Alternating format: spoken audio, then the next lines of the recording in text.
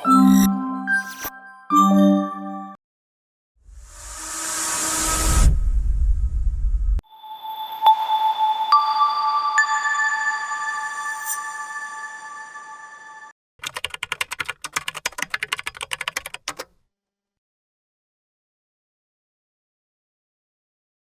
we'll go over high-level details about event-driven systems because we have various solutions for the different business use cases.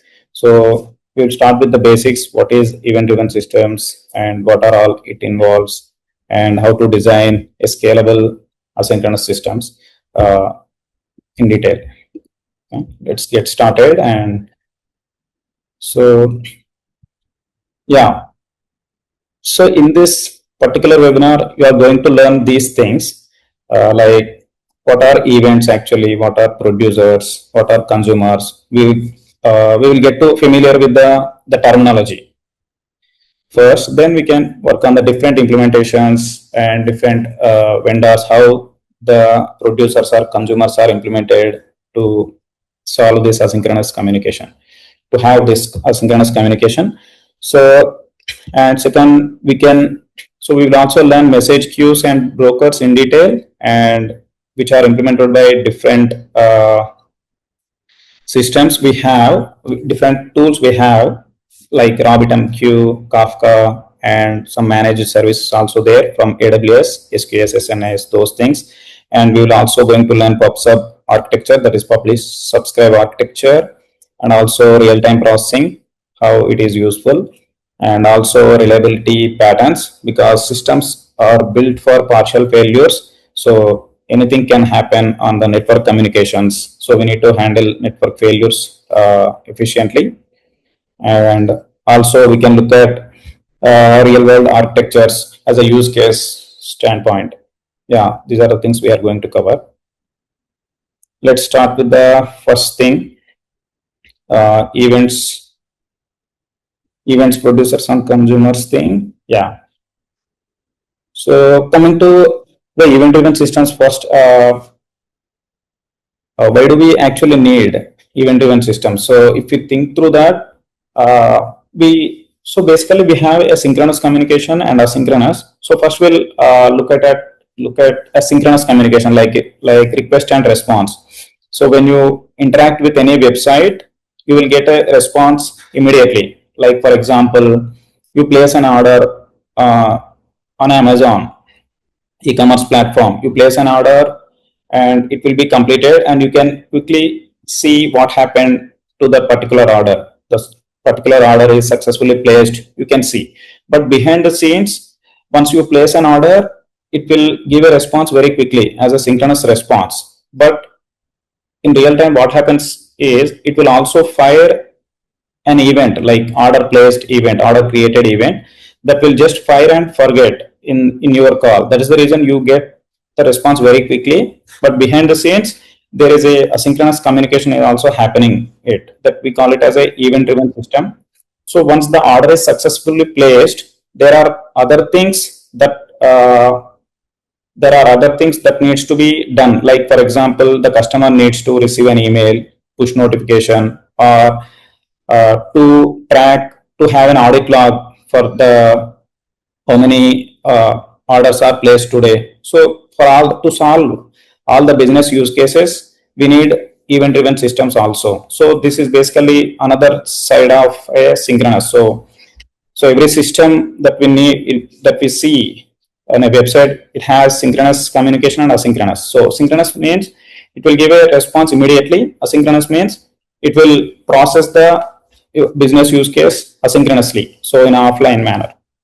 Okay, so we need to identify, based on the business use case, we need to identify whether we need a synchronous API for that use case or asynchronous. So that's the main thing. So we cannot use synchronous everywhere, because if we use the synchronous calls, what happens is, so if there are multiple internal services we call in a particular request, there are many calls possible, because in the downstream we may need particular data from downstream to fulfill that particular request. So what happens is, for some reason, one of the downstream services taking more time.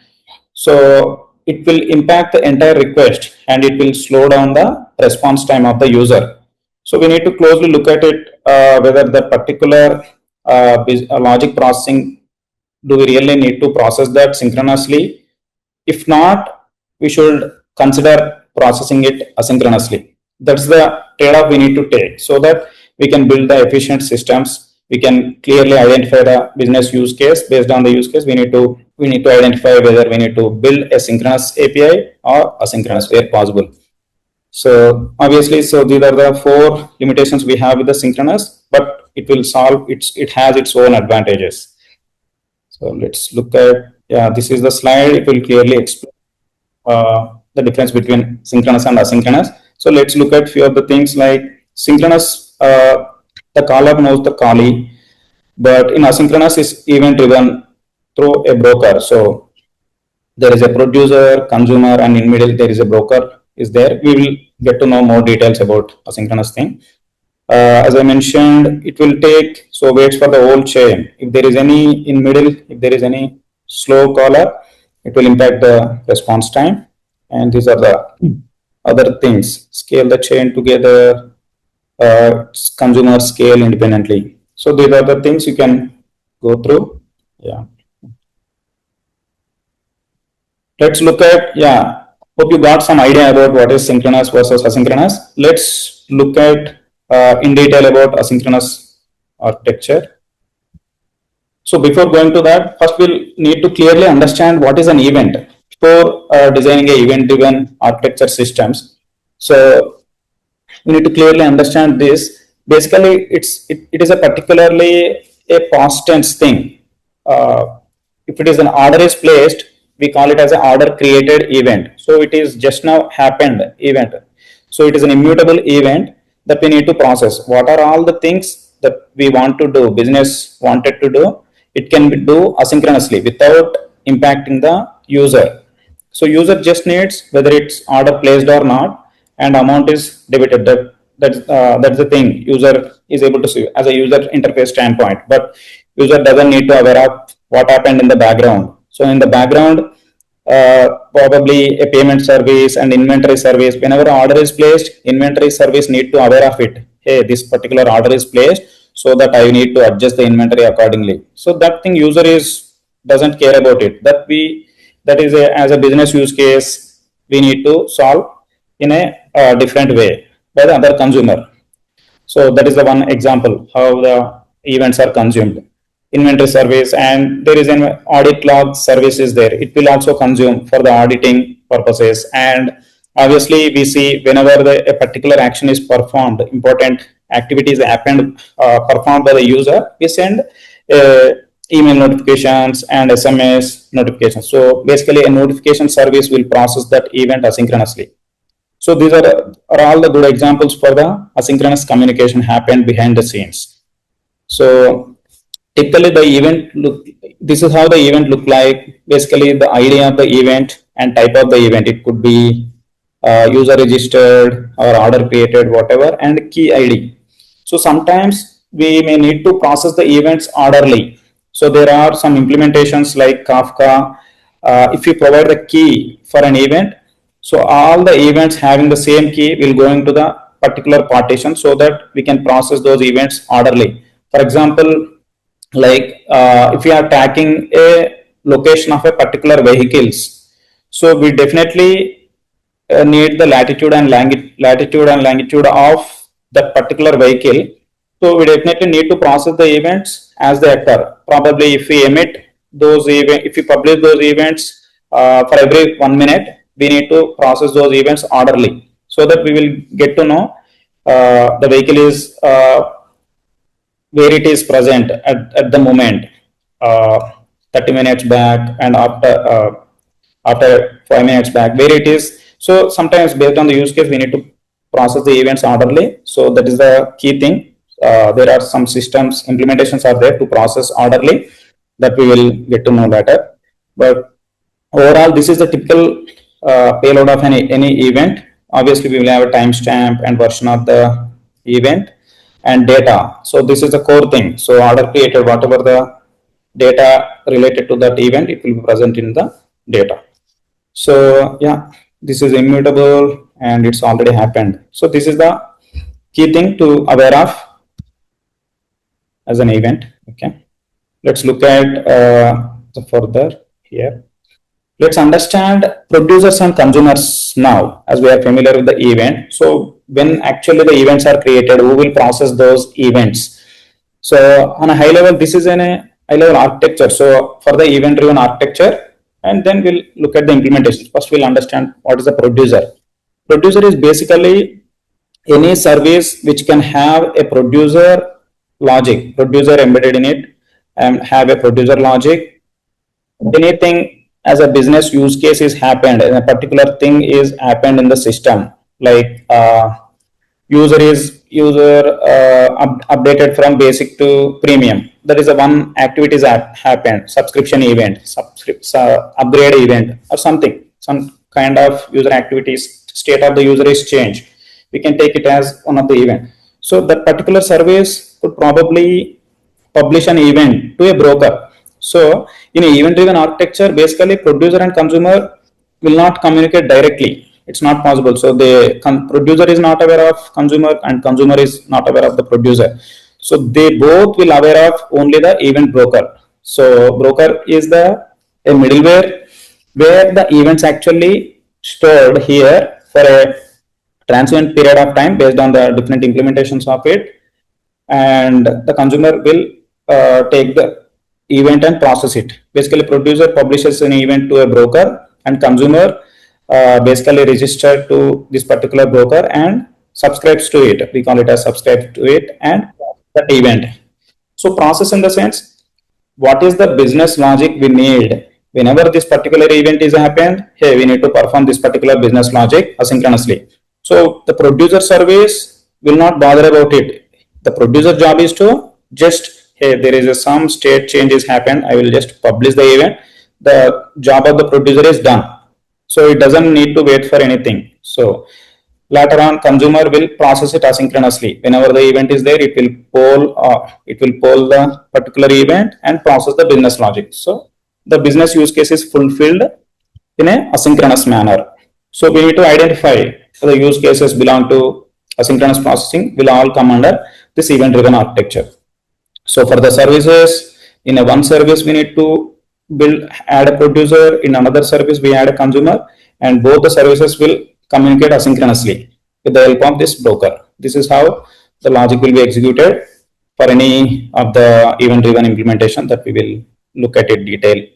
So as a quick example, order service is published order created event, and it could be needed by different services. Inventory service needs it, payment services needs it. It will process that event and it will fulfill the business use case respectively. Now let's look at other thing. So event flow as a quickly. So as I already mentioned, a typical known use case, a customer places an order. Probably there in real time we could expect a microservice architecture mostly in the services. There is an order service which is responsible for taking an order and placing an order. So once the order is successfully created, it will publish an event to a Kafka. It is one of the implementation of the event-driven architecture. We will get to know more, but on a high level, so it is a distributed streaming platform. It has clusters where it will have a Kafka brokers where the message will be stored. So basically here order service basically has the Kafka producer here. Kafka producer is publishing an event to a Kafka cluster. So these inventory service, payment service, notification service have a Kafka consumers are there. So whenever the event is available in the cluster, these consumer groups are subscribed to this Kafka. So these are able to process these events. Basically same event can be consumed by the different services. That is the one of the capability of the Kafka. So different services can consume the event and process it. So this is one of the example to have an asynchronous communication using Kafka tool. So this is how typically in the real world also in Amazon or Instacart, this is how it will work. Yeah, let's look at further and understand closely about the different implementations provided by different services. So before going to that, let's understand some of the differences. There are some queues and brokers are there, middlewares. There is slight difference we need to understand, because there are various services available outside to provide this event-driven architecture, but we need to closely understand the architecture of the each service so that we can use the right tool. I mean, we need to know the capabilities of the each platform, each tools, services, we can call it as a service, Kafka service or SQS, SNS. So basically, message queues, why do we use this message brokers means decoupling of the producers and consumers as we discussed, and it will observe the traffic spikes if there is any sudden increase of the orders, as we have a asynchronous communication behind, right?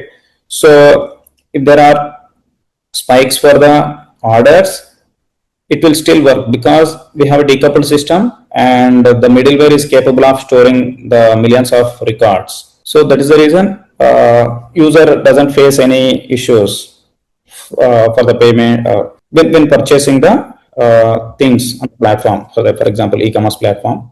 So the scalability is also possible. The main thing is, due to the scalability, this is all possible. Consumers, we can enhance the consumers. If the traffic is increased, consumers can scale independently and producer, so that the processing logic, they can process the events in parallel. So that is how we can scale the systems. And we have the different systems here. RabbitMQ is a queue service, and we have a Kafka. It is a distributed streaming platform, and SQS and SNS are the managed services provided by the AWS.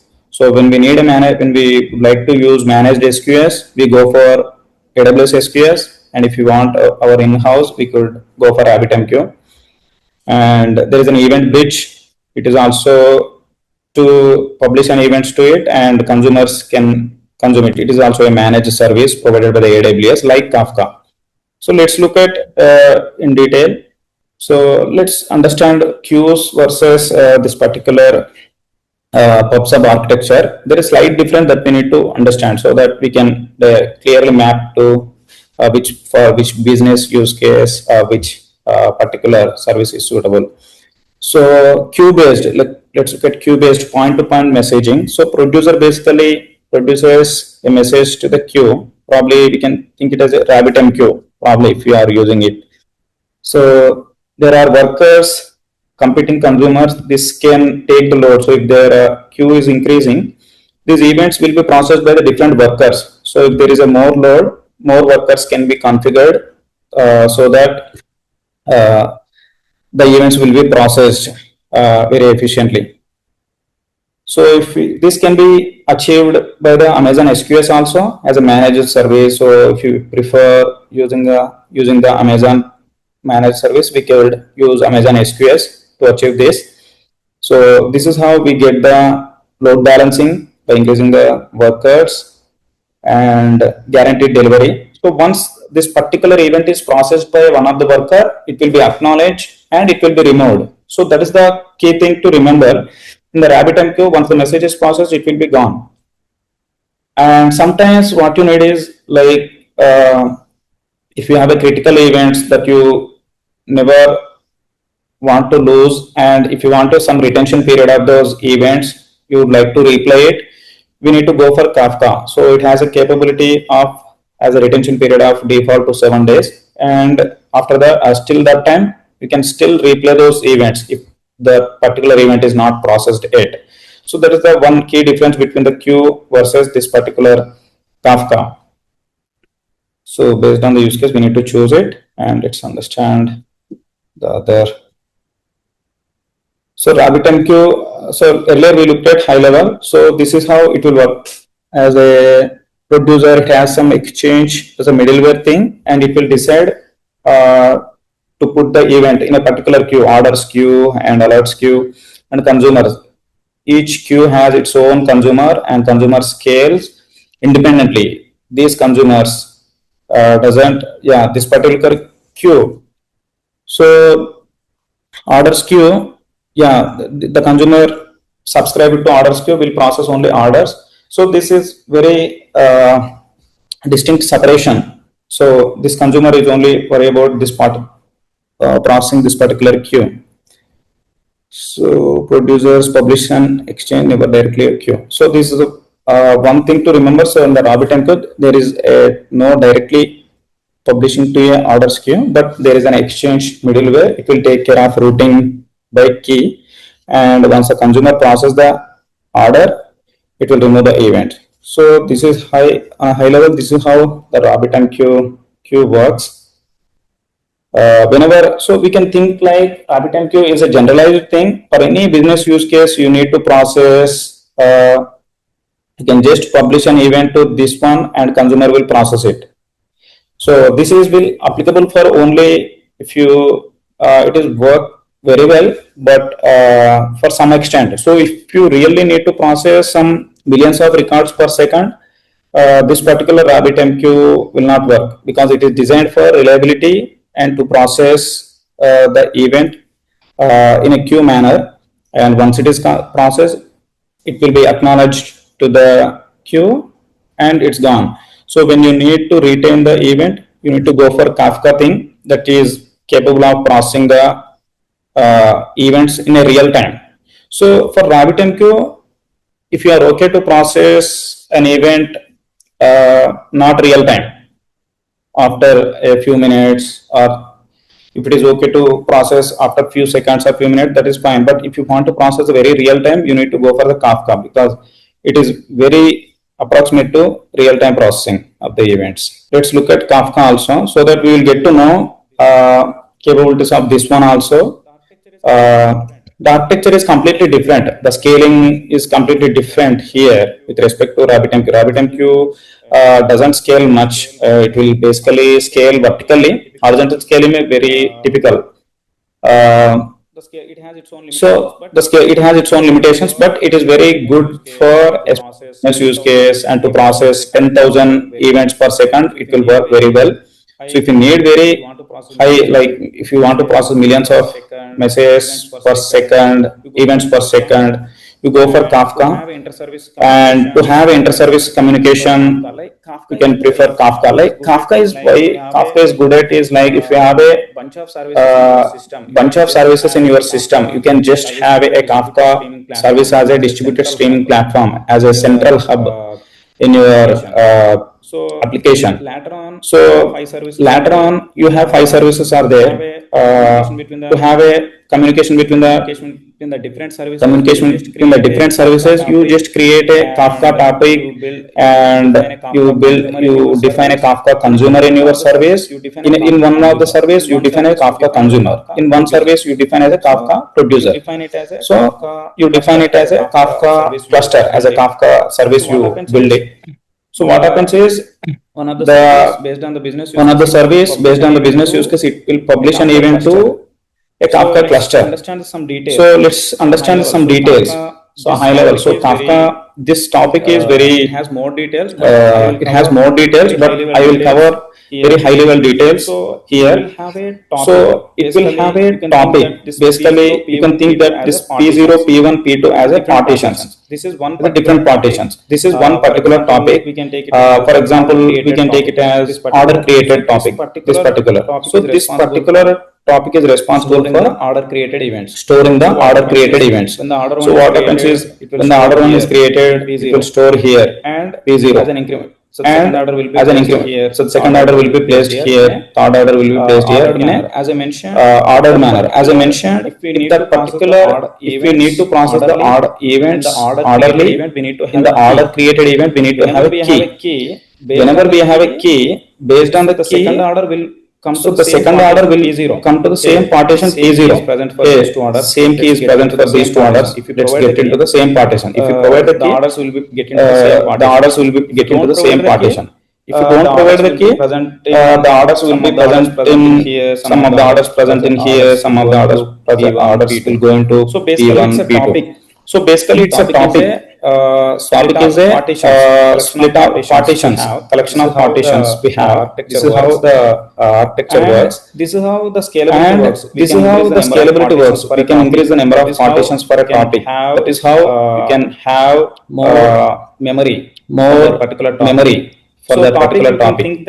So topic you can think data that stream. It's a data stream. It's a data log for a particular. So offset is nothing but a each event gets an incremental ID. Say for example, in each partition. Say for example, this one will get a 0, 1, this one is 0, 2, 0, 3, incremental like that. to identify. We will have an incremental ID to identify. So the that record. This is how. So that this is how how consumer is. It will be designed. So that consumer clearly is process the events from these partitions. For a same event, for a same different services event, can consume different services can consume the same event and process it. Terminology wise, topic is split into partition for the parallelism. There are, as I mentioned, consumer groups we can build it for different services. For example, order service, order created. If it is there, need to be processed if it needs to be processed by the inventory service, payment service and inventory service. So inventory service we need to create a consumer group. Payment service also we need to create and payment service also we need to create a consumer group. So that event the same can be event processed by the different services. Can be processed by the one of the different services. So there is one of the capability for the different Kafka. Sometimes this is very possible. Sometimes this is very possible. Same event needs to be processed by different services. Consumers also very scalable. Also scalable. So the scalability is also scalable. So the scalability based on this partition. Works based on this partitions. Partitions can scale. Consumers can handle how huge load. Can handle the and spikes huge load for the system and spikes for this the is on system. very high level and this is on very high level. And so as I mentioned, brokers. So as I mentioned, brokers. So brokers. So you need to partitions. Only brokers. So you need to understand only brokers. And the producer publish the and the producer publish the broker events to the consumer will broker. process the events from the consumer broker. will process the events from the broker. Broker is nothing but a Kafka server. We call it as a Kafka server. We call it as a. Okay. Let's look at details. Details. Yeah. Okay. So I've also put some difference also. Most of the time asked in interviews also like Kafka versus RabbitMQ. Some of the companies will use both. Sometimes based on the business use cases. Sometimes based on the business use cases. I will call out few things here. I will call out Kafka is a distributed log. Kafka is a distributed log. As I mentioned, replayable logs once it is processed, brokers are consumers so as I mentioned it millions of consumers as I mentioned it millions of can be messages processed per by second can be processed by and so it is durable and long retention. It is durable and long retention as we discussed. So the event will be present in the until it is consumed. That is the until it is consumed. If we are aware of these things, so if we are aware of these things, we can clearly based on our use case. Based on our use case will drive the use case will drive use it. Which tool to use it? Once we aware of this. Yeah. So let's look at the managed services. So let's look at the managed services. Provide these kind of event-driven services. And we'll clearly understand the difference between these. The main difference. So one of the managed services. So Amazon SNS. It is Amazon SNS notification service. So it is a architecture. And another one is simple queue service. It is a managed queue service and the event bridge. And the event Kafka it will work. And okay, we have details. So that we have details. In a one line we can know about these services and we can know about learn the details and we can. So SNS is nothing but once we have an event for the simple notification service. This particular service has a capability. Publish the same event to different services. We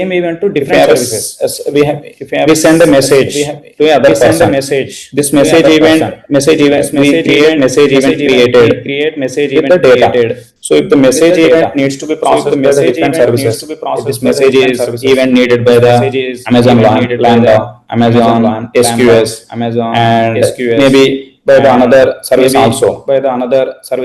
So SNS is capable of broadcasting those events, same event. So it will make a copy of it and it will send the same event to different services. That is the capability of the simple notification service.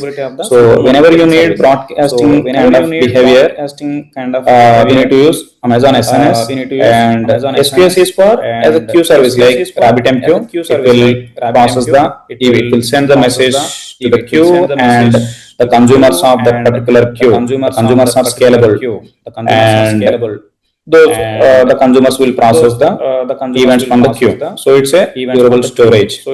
Not durable. Once it is consumed, it will be gone. So it is a managed SQS service. Eventries is more like a Kafka. It is a so multiple services can send an event to Eventbridge, and different services can whichever the services register to this particular Eventbridge, those can process the event.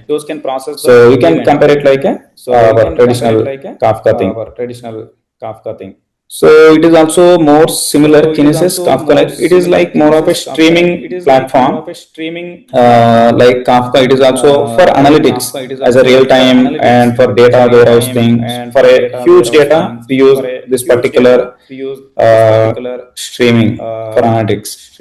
Okay. So in a real time, if you look at one example here, we call it as this fan-out architecture. We call it as like SNS topic will broadcast an event to different services. We can put it in the durable queue, SQS queue, and it can be consumed by the Lambda. So likewise, SNS topic may publish, send an event to other service. It can be present in the SQS queue, and it can be processed by any consumer. So this is how managed services will work. And let's understand in detail this PubSub architecture for the SNS. We have a detailed explanation here. Publish subscribe pattern. So let's look at it. So publisher or producer basically sends an event to a topic, and the same event will be processed by subscriber A, B, and C. Every subscriber gets its own copy. So the implementations of this PubSub architecture is like Kafka. So as we learned, producer will send an event to Kafka cluster, and the consumer will process the event from the Kafka cluster. So this is the PubSub implementation. SNS is also a similar thing. If you publish an event and multiple consumers can process it, so it has so the same capability also present in the SNS. It can also broadcast the events like Kafka, but it is a managed service. So Google PubSub is also there. It is also works similarly. So as I mentioned earlier, SNS plus SQS fan-out pattern. So in the real time, this will be used if you need one event to be processed by different services.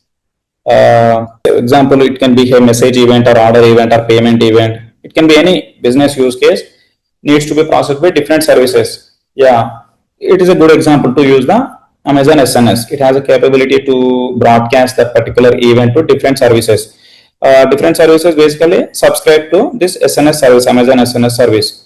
So whoever the services registered for this SNS service, whenever there is an event present in this SNS service, it will push into the particular registered services. So basically, it is a push-based SNS will actually push the messages to the different services, so that once this email service, SMS, analytics services are there, those will process. So this email queue is nothing but typically it could be a SQS queue, Amazon SQS. These are so that the same message will be processed by different services and will be put in queues, and there is a consumer registered for this SQS queue. SMS worker is the consumer of SQS queue.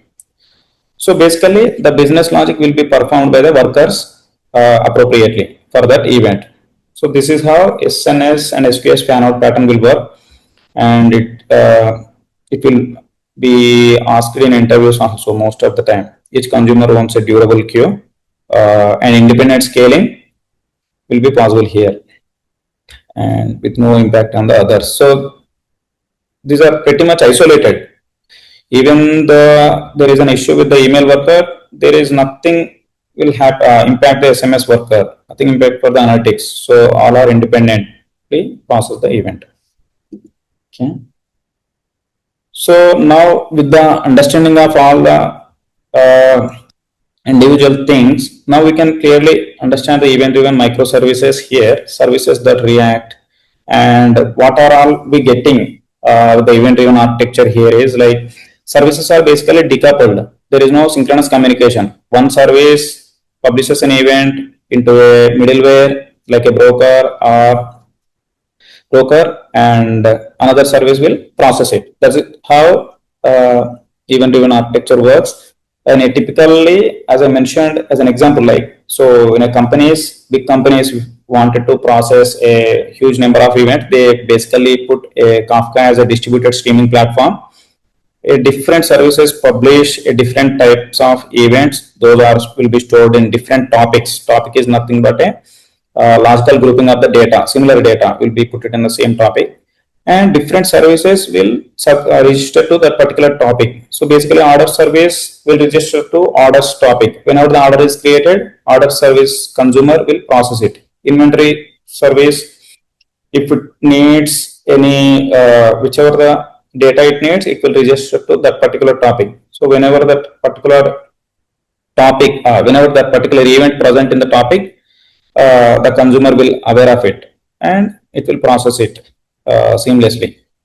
So this is how the Kafka work as a central hub for the asynchronous communication. Let's look at with some example how in the real time, like so for example, in the e-commerce platform, we need to verify, do some fraud detection also immediately. If there is the user is legitimate or not.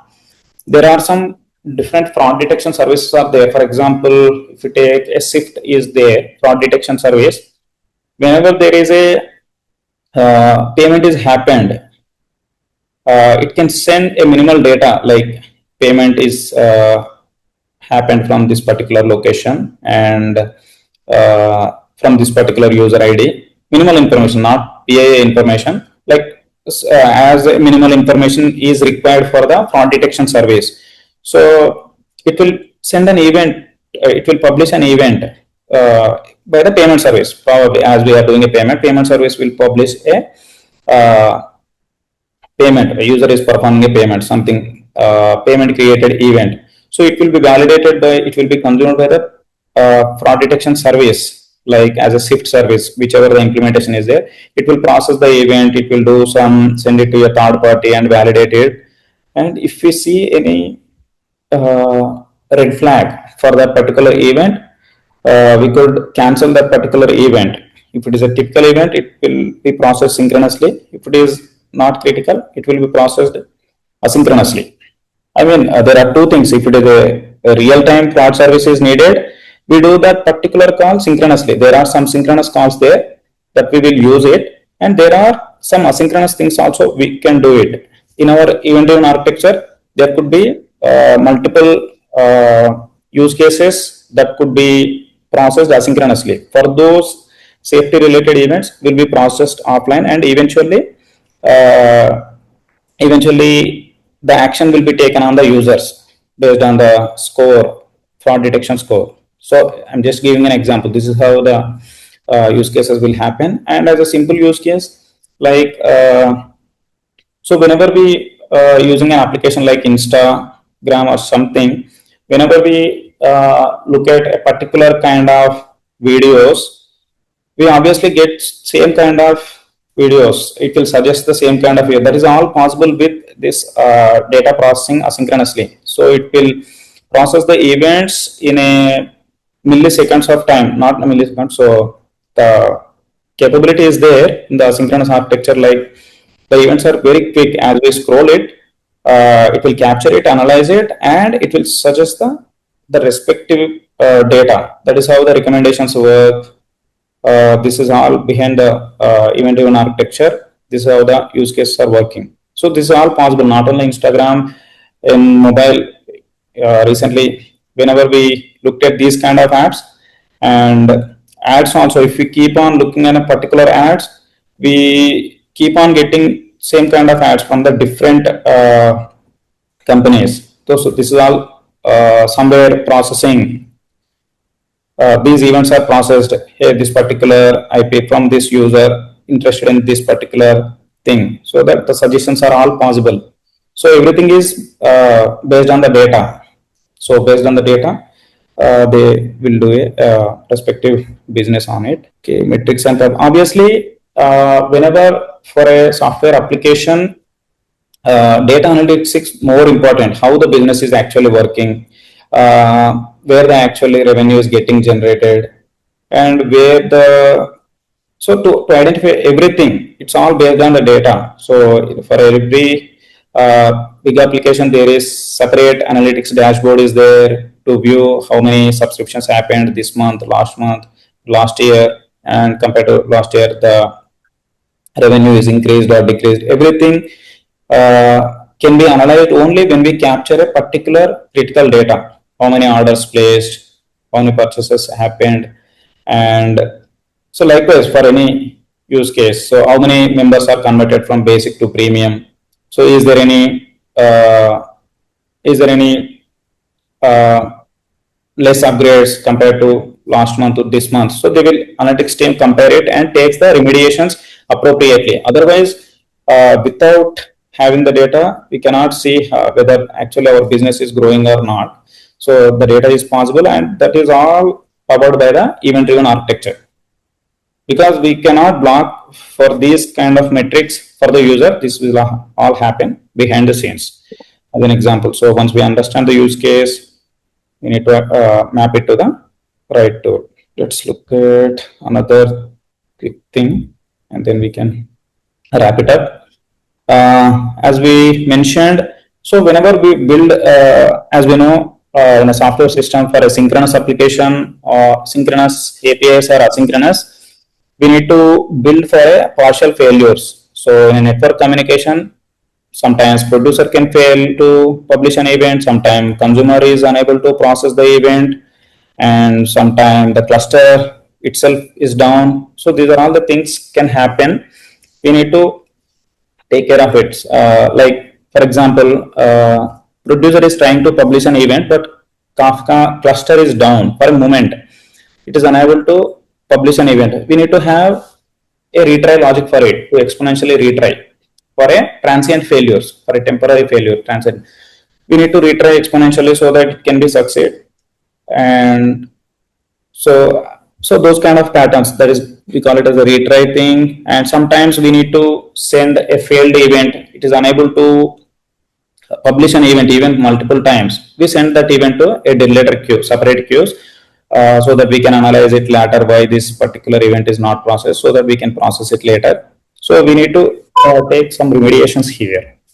And likewise, we have a different things here. Circuit breaker is one important thing. Like, so whenever the failure happened on the network communication, we need to fail fast, because that is a good thing to do. Otherwise, what happens is it will continuously fail and it will impact the systems. And we don't need to try 1,000 times or 10,000 times for a failed thing. We just need to fail fast and take.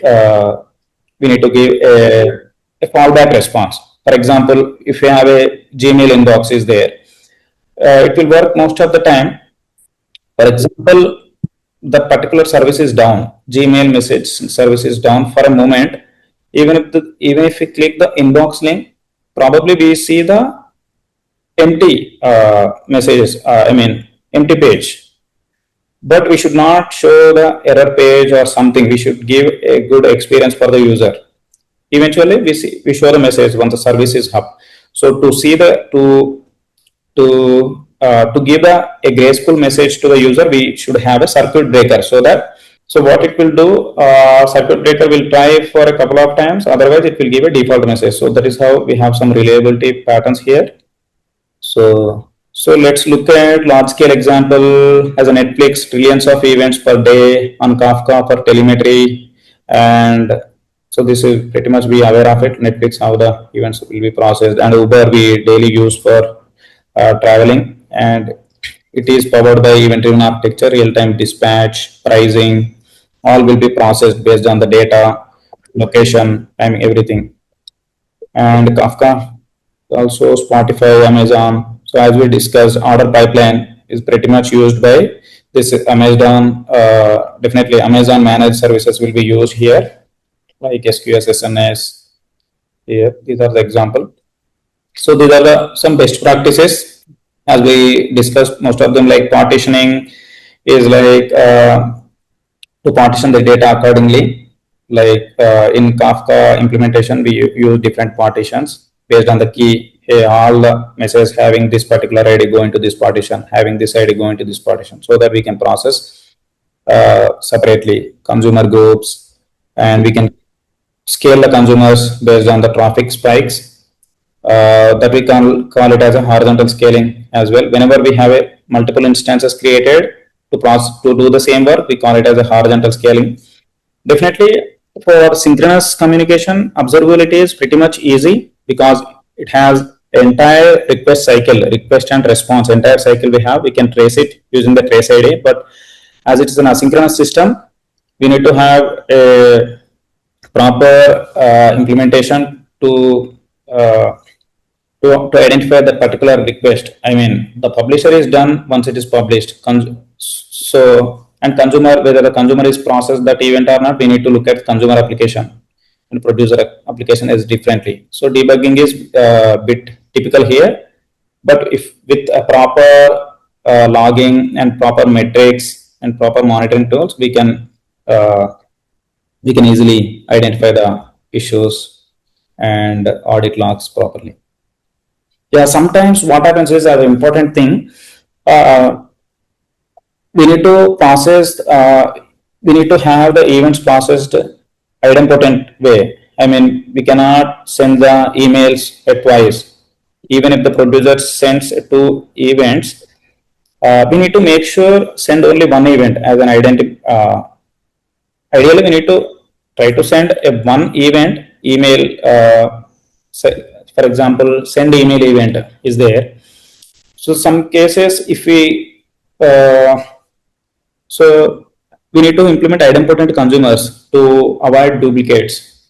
So somehow in a system, it is pretty much possible to send multiple events, probably in a retry use case or due to a bug. If we receive a same event, consumer should be even if we process a duplicate event, we need to have a business logic to dedupe that particular use case, so that we ended up having a data duplication and user receiving a same email twice. Those kind of issues could be possible. So in the event-driven architecture, it has its own issues we need to keep in mind and solve accordingly.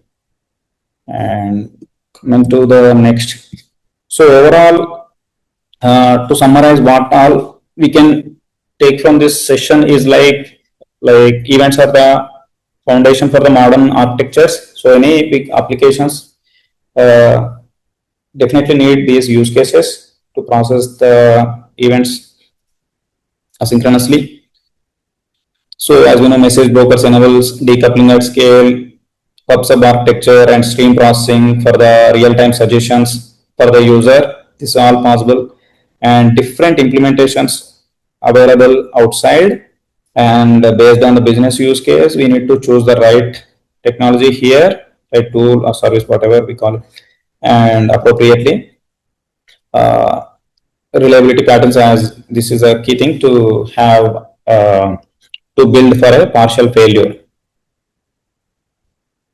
This is how, and yeah, pretty much I think I'm done with from my side. And yeah, please let me know if there are any questions. I can try to answer it now. And yeah, one more important thing to say, I will say. So whatever we learned, it's a theory and a high level understanding. If we really need to learn these things, tools and experiment, we need to second.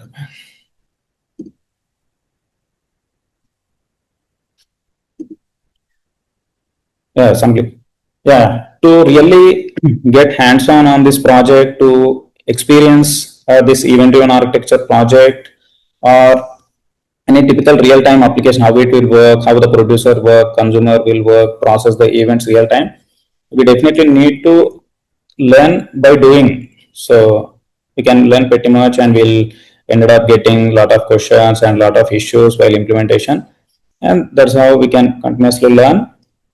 And there is a one opportunity is there to do this particular ZenCube Capstone project.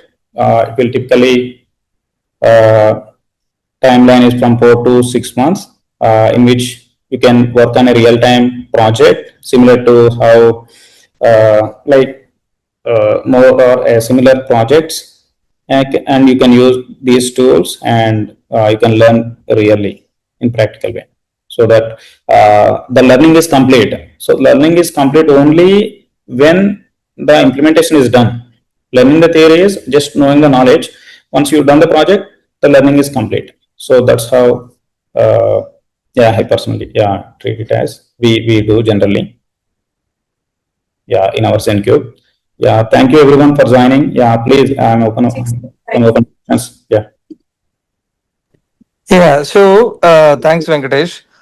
Such a, what do you say, fully packed, high technical session. So all, I see most of you are from our ZenCube members. You don't get, what do you say, shocked by the amount of technology and architecture involved in this presentation, in this webinar.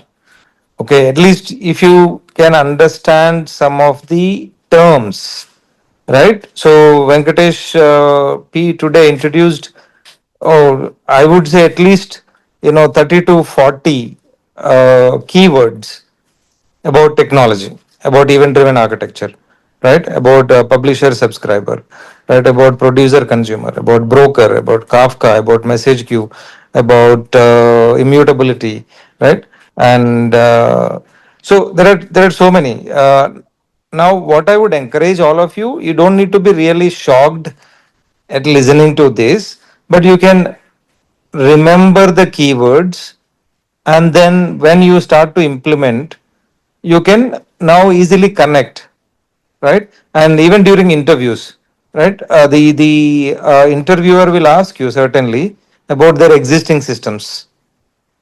Now, when they are asking the question, when they are explaining it, you should be able to follow the terminology, right? Then if you ask a cross question, hey, why did you use message queue? Why not, a broker, right? Why did you use RabbitMQ? Why didn't you use Kafka? If you ask those questions, you get a bony point during the interview. That means he understands, okay, you might not have coded, but you know the concepts well. So in all our webinars, they not necessarily very beginner friendly. But the reason why we take up these webinars is that you get used to these kind of terminology. And how it helps in your career? Oh, definitely. These kind of webinars and the keywords, guys, help you to get a better pay. You will get a job even without having this knowledge. But when you know this knowledge, your CTC, your joining CTC will increase significantly. Right? So when an engineer knows these things, now you are geared up for the premium companies. So that is one thing. And career opportunities, if you claim to be a full stack developer, you must know all these guys. So any full stack developer, it is certainly important to have event driven architecture knowledge, and at least one implementation, so that any application that you are already developing will allow you to use event driven architecture. I was just thinking, Venkatesh, while you're saying, okay, the biggest challenge is how do you even identify that something is an event? That is the first exercise, right? Yes. Anybody has to do. And you're saying, yeah, is it click an event, or is submit is an event, or is cancel an event? So how the ability to identify that, how do you actually recognize that this is an event, this is not an event? And what should go to event has properties, event has attributes. So event, you're bringing an event to life and then making sure you are carrying it until it's it dies or it completes. Right. So all ZenCube members, any questions do you have? You can ask, guys. This is open forum. You don't need to hesitate.